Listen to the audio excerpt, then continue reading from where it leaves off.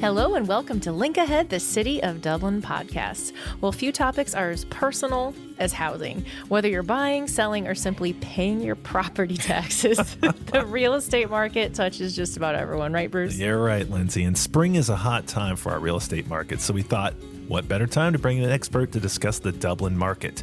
Plus, he is a Dublin resident.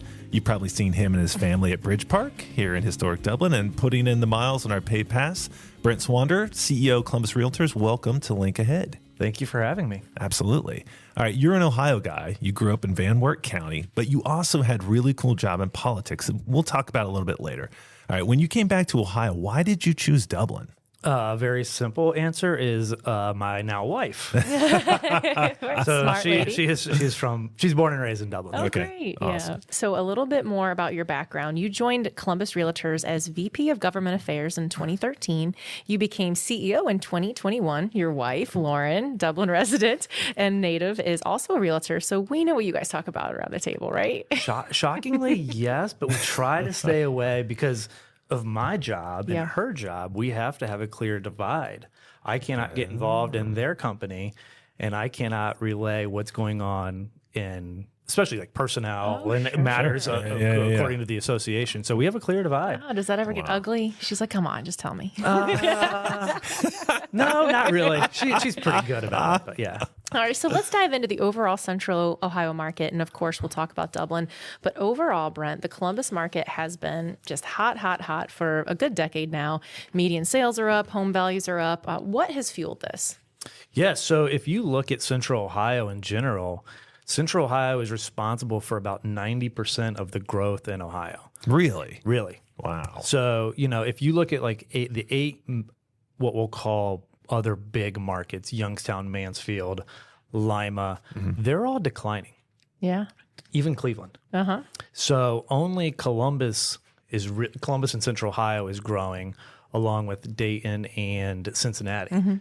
But even compared to the bigger markets, like our real competitive markets that you all know, Charlotte, Nashville, Raleigh, we lag way behind them. In Right. growth. What would it take for cities like that, like Youngstown or something, to have a renaissance or something? Well, that's a great question. It really comes down to economic activity. Okay. When employers and C-level executives are looking to house employees, they're going to look for that housing and housing stability. Although we're increasing in price and median price and sales price, et cetera, we're still relatively affordable. Gotcha. But it really comes down to tax policies, land use policies, et cetera, et cetera. So. Now, on the other side of the coin, inventory is kind of an issue. So compared to cities like you mentioned, Indianapolis, Charlotte, Nashville, we aren't building as many new homes. And you talk about this not just locally, but nationally in your role as CEO. How can we improve the availability of this variety of housing? Yeah, so first it comes down to just building, right? Yeah. There's been a bunch of studies out there, whether it's a MORPC study or the regional housing studies that have been done. At some point, we really have to start talking about building. And that really does, in all of Central Ohio, requires building from everything from subsidized housing to luxury homes and everything in between. With interest rates up, in the 6% range, most people aren't moving unless they're being required to move. And I think about where I live here in Muirfield. I look at both of my neighbors, and they are original homeowners, right? And they've paid it off. So where are they going to go, right? And I think that's a perfect microcosm of what's happening in the larger market. So when you look at just building permits, we need to be building Central Ohio. We need to be doing about 19,000 permits. So when people drive around and be like, I can't believe all this building, shockingly, the statistics prove that we're still not building enough. Wow. We need about 19,000 units in Central Ohio to keep up with demand and that growth, and we're only around 10,000. And what are some things that are holding us back from that? I mean, is it the cost of materials and building? And you talked about interest rates, the financing aspect. Well, what's it going to take to actually tackle this problem? It's really going to take not just elected, but public officials looking at it differently and having the political will to make some hard decisions and just build. And that goes back to land use and zoning. And, MORPC has put out some really good housing affordability study. But I think there's pieces of that that each municipality can use that works well for them. Now, that entire toolkit isn't going to work for every municipality or every township, when we understand that.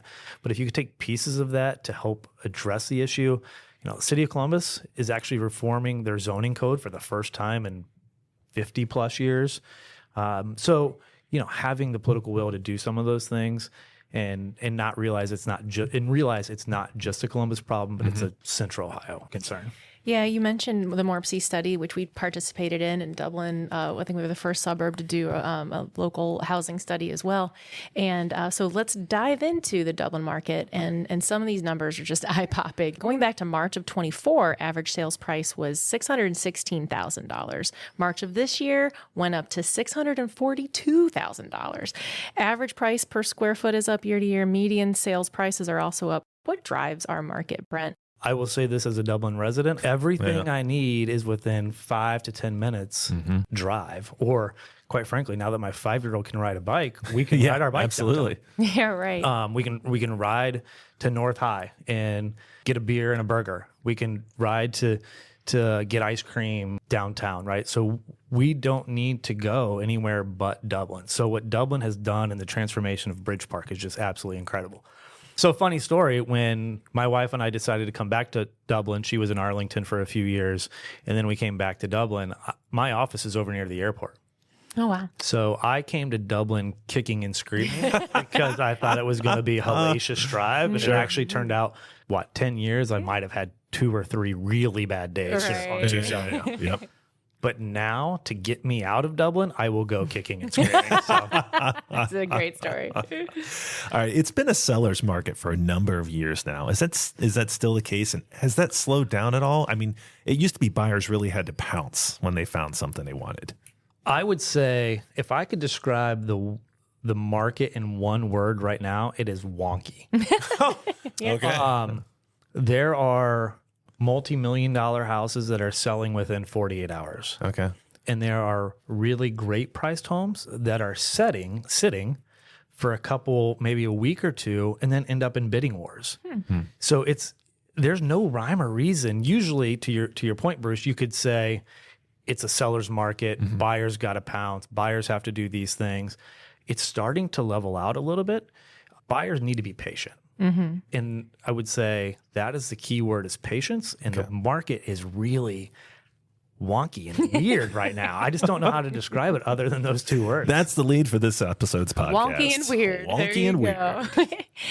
Well, you mentioned your neighbors in Muirfield and, people looking to downsize, but now they're going to have to take out loans and have a smaller house. Well, what kind of demand are you seeing? Like, what's the most in demand housing? I would say, honestly, everything. When you look at the condo market here in Dublin specifically, Dublin has a 34.8% condo market share, which is the 3rd highest in the region, following downtown and Granville, which when I saw that stat, I was shocked that Dublin has the 3rd highest condo market. So, I think the days of everybody wanting a huge yard, et cetera, for the most part, are over. I grew up in Van Wert, Bruce, as you said. I love my land. I love it all. But that's not for everyone. And the average marriage age is going up. So people, they don't want to buy a house. They want to be able to be nimble and flexible, whether they're traveling or whatever their personal life situation is. It's different than when you and I were growing up. Right. Well, spring is the time when a lot of us maybe tackle on some home projects, whether it's to increase the value of our homes or maybe someone is sprucing it up to sell their home. So let's get some advice from you, Brent. For sellers, what's your best advice? I would say this, whether my job or listen to your realtor and price your home correctly. We've seen these different pricing strategies. If we price it below, we know we're going to get a ton of activity. We might get in a bidding war. We might get a higher price. If we price it high, we might get what we're asking for. Price it correctly. And whatever correctly means to you is probably something different. And take your listing realtor's advice. If they walk through and say, hey, you might want to paint your walls or whatever that might be, they're going to be your advisor, your counselor to help you get the most bang for your buck. Right. And hire a good photographer. Hire a good photographer. Yes, they can get into the far nooks and crannies to make that shot look really wide. Yeah. So which home renos are worth it? Kitchens, baths, bedrooms? Kitchens typically are probably the most, but don't. My advice, especially if you're looking to sell, don't renovate to what you Right. think they want. Renovate to what you want, because oftentimes what happens is buyers will come through and be like, "Oh, what's going on here?" Right? So, kitchens, bath, those are all the main ones. But even a simple paint job can make it look totally different. Exterior, curb appeal, those are things that really matter. All right, now back to buyers. What's your best advice for them? Be patient. Seriously, I would say be patient. It still is a little bit of a seller's market, but inventory is growing. I was just looking at our numbers. This is the entire MLS, multiple listing service, but inventory is up 33%. Oh, wow. Year over year. Inventory of new homes. So in March of 24, in our entire MLS, this is specifically March, we had 2,754. And in March of 25, we're almost 4,000. So inventory is starting to creep up, and I think that's a good thing. I know our neighbors down the street we live in Clintonville, and so anytime there's a house on for sale, the whole neighborhood goes and flocks and Googles the real estate and everything to make sure our housing is going up. But again, same thing. This house hadn't had anything done since the 60s. Yep. Where So do you start? I don't know. Do you do anything to it at that point? That's a great question, and I'm going to rely on our practitioners to answer that one rather than me answer that one. So if you hire the right person, they're going to be like, if we price it here, right. As a consumer, I know what I would be looking for, right? So, when Lauren and I were looking to move back here, we got a great deal where we are, and we didn't have to put that much money into it. Yeah. So price it correctly based on the condition of the home. Gotcha. All right. So while we have you here, let's talk about our commercial real estate business too.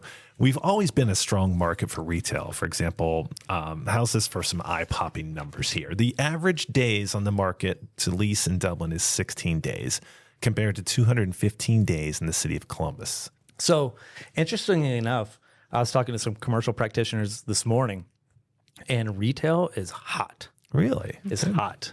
Good to hear. Even more so than office, and obviously we'll talk about office here coming up, I think. But retail is underreported, the success that retail is having in Central Ohio. Great. That's awesome. All right. So also, At least that's what I'm being told. that's what people are saying. All right. Also, the average lease rates in Dublin is $24 per square feet. Westville is 16, Worthington is 20, and Columbus is 17. So how do you see that? Yeah, I think there's some demand, right? I mean, it goes back to supply and demand, and there's demand here for retail in Dublin, and that's a good thing. And there's demand for office. Yeah. So you mentioned office. That market is strong as well. We have a higher price per square foot rates than our neighbors. So what's the outlook for office space? Office is coming back. And I think that is not only being led by not only the state of Ohio and Chase. There were some big companies that came out and said, we're going back to office. So I think that stigma around remote work, or coming back to the office, I should say that the other way, actually. The stigma around coming back to the office is over. And it is, Right. We've been back in our office since February of 21. So you're starting to see office really pick up. What I found interesting in some conversations I had with our practitioners this morning around office is the Class A office is specifically what companies are looking for rather than the new build. Because the new build, as we talked about earlier, Lindsay, that the construction, the labor, the material is driving price up. So if you can get nice Class A office space, that's what's in demand. And if you're looking for that, Jeremiah Gracia would be happy to help you out. Absolutely. Our economic development Excellent plug, director, get in Lindsay. touch with him. Okay, let's make a pivot from real estate to real traveling you've done in your roles back in the day while working in politics. You served in the Bush 43 White House, worked on 3 presidential campaigns, inaugural committees, and assisted with the McCain family with Senator John McCain's funeral services. First, your days in the White House. How many countries did you visit? That's a great question. I'd have to count them. Get out your passport. Yeah, the multiple passports. The only continent that I have not been to is Antarctica. Okay. That's amazing. So I'm going to guess countries 40 to 50. Awesome. I was blessed back in my younger days. And some people don't believe this. I was telling this story a couple of weeks ago. One of my first photos when I was traveling in the Bush White House, and I'll make a distinguishment here. You know, in my job now, I'm very apolitical. I was laughing because a couple of my friends call me well, we won't go there. You know, I'm a very moderate, but anyway, I bleed realtor issues now. So one of my very first travels that I did in the Bush White House, I had frosted tips and braces. Yeah, braces. Yes. Braces. All I was right. 18 years old. I had We frosted, do need this picture. Absolutely. and I do not look the same at all. Well, so then, assisting with a presidential campaign, you likely made stops in all 50 states, most of them?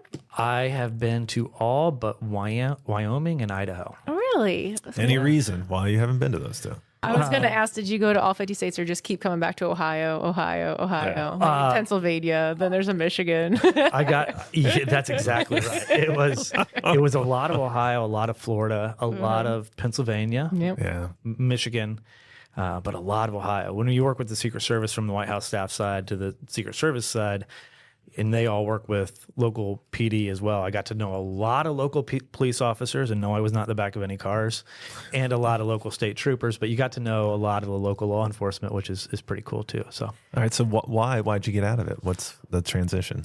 it's a great question. How much time do we have? How honest can I be? Politics at that level, and really at any level, is not emotionally, physically, mentally healthy at all. And at some point, you have to determine, do I want to keep doing this? Sure. And you do believe in it, right? Yeah. Or do I want to have a life? Gotcha. And at some point, I was like, I need to settle down and figure out where I really want to go in life. It doesn't help that we lost in 2012, the side that I was on. And so at that point, you had to figure out, like, where am I going to go in life? Right. And it was kind of a defining moment. Do I put the frosted tips away? Yeah. I was going to ask what President Bush thought about the tips. Yeah. Did he give you a hard time? Yeah, he did. There was one point, he actually came back to Columbus on his book signing, and I took my wife and her grandmother, and he looked at me. We were at Costco over at East, and I walk around and he goes, Brent, I didn't even know you could read. I don't know what's better, the story or the impersonation. That is spot on. Amazing. All right, Brent. Well, we wrap up every episode with rapid fire questions, and we're just going to jump right in. So a little birdie told us that when apple season comes, you head back to Van Wert, gather up some fresh apples, and then make homemade applesauce. Can you share your recipe? It's very simple. And actually, the joys of having two kids is my mom actually brings me apples now. So, Oh, nice. Sweet. yeah, I do apple butter and applesauce with the kids. The applesauce is really easy. All it is a little sugar. I mean, minimal sugar, a little cinnamon, and I just let it cook. And then I use a potato masher, so it's extra chunky. All right. We're told walleye fish fries are pretty awesome too. How do we get on the invite list? How'd you get this nugget of information? Our producer, Scott, knows all. Just when you think your stuff is safe, he finds it. Yeah, wow. I'd love to have you all over. Yeah, let's go. He's like, wait, what was the question? I mean, if we could have a couple drinks and some good time and break some bread, I'm all in. Guinness and the fish fries go well together. Yeah, they do. So, all right, it's finally warming up and patio weather is here. Who has the best patio in Dublin? Am I allowed to call out individual businesses? Do it at your own risk. North High has a great patio in the summer. Yep, absolutely. Tucci's is pretty good. Mm-hmm. The Avenue, when the screens are open on the side, and Pearl. Oh man, the Pearl has The a Pearl, great as I say, the patio. Pearl. Yeah. Vaso, I think named the rooftop. Yeah, and even Kitchen Social, way underrated. And when those doors are open too, the windows are open. Really, no such thing as a bad patio. There now that I is sit not. here and think about it. Yeah. Not when we've been cooped up all winter long. Yeah. All right. So your other non-patio faves in town for lunch and dinner. There's one you'll probably find us at frequently is the Avenue. Okay. We love the Avenue. We're pretty loyal. I don't know. But I will say we have some incredible food in Bridge Park. You remember the park 10 minutes ago when I said I don't need to go downtown? Right. Why would I go downtown? No, it's all here. I have everything right here. So you, your wife Lauren, and your 2 kids love getting out on our paved paths. Do you have a favorite route, or do you just put on your sneakers and go? We just kind of go. I mean, we live in Muirfield, so the paths are abundant. We can go wherever we want. Thank goodness when we moved in, whatever it was in 16, that Google Maps had the paths on there. When we first moved in, we would have gotten lost, but we figured it out over 10 years. But no, we have a pretty regular path, whether it's just over near the HOA park or riding our bikes to TCC or whatever it is. So. Branch out 155 plus miles to explore. All right. You told us you and your family love Dublin, and we talked about houses. So if money were no object, where would you build or buy your dream house in Dublin? Probably the championship course. I mean, we're close enough to walk now, but if I could just build a bigger house than what I wanted. Similarly, if you could have a second dream home anywhere, where would it be? Is this my opinion or Lauren's opinion? Oh, I think we need both. Yes, good call. I'm going to the beach, and she's probably going to the mountains. Yeah, cool. So, can we have 3? Can we have 2 additional homes? Sure, why not? Yeah, I don't think we want to split that up. So we'll go to the mountains, when she wants to go, and the beach whatever beach. I'm agnostic to beach. I mean, the further south and the warmer, the better. But. Right. Yeah, well, I'm with you. Great stuff, Brent, and thank you so much for joining us. Thank you. And to our listeners, thank you as well for taking the time to connect with your city. Tune in next time as we continue to explore the many personalities and experiences that make Dublin a thriving place to live, work, and grow.